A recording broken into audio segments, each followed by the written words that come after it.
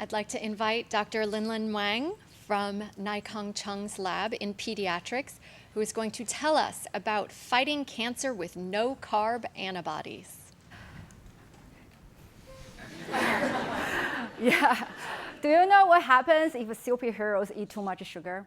Well, they are not that different from us. You see Thor? He gained a lot of weight because of overload of sugar.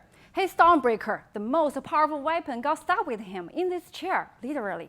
Cannot go anywhere to do any damage to any villain, rusting to dust. But don't worry, Thor took a no-carb diet. After cutting back on sugar and starch, he got back in the game quickly. He can grab the most dangerous supervillain in one hand and his weapon in the other hand and do his job.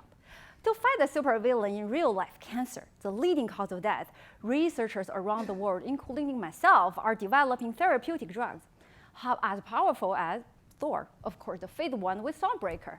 But there are two questions to answer. First of all, can the drug know who is the real enemy?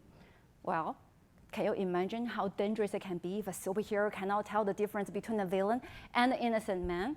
Take chemotherapy or radiation, the common treatments for cancer, for example. They're effective, but also toxic at the same time because they cannot discriminate cancer cells from normal cells.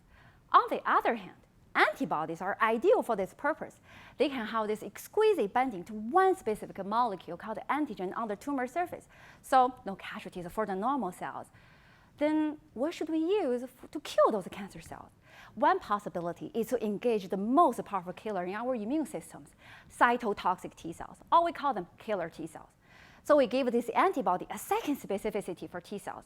The antibody now is just like Thor. It can grab onto the cancer cell, the villain, bring in the weapon, the T cell, and let the T cell kill the cancer cell.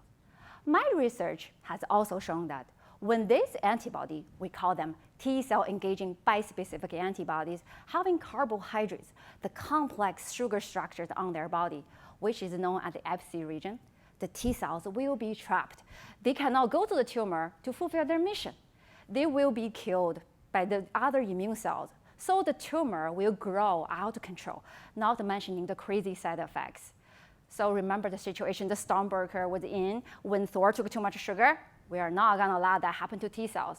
So one way to solve this problem is we let this superhero antibody to be no carb. We take out the carbohydrates. Now the T cells are away from entrapment. They can be directed by the antibodies to go to the tumor, eradicating those evil cells. With this knowledge on hand, we can anticipate continuing development of T-cell engaging bispecific antibodies for almost all kinds of cancer. Thank you.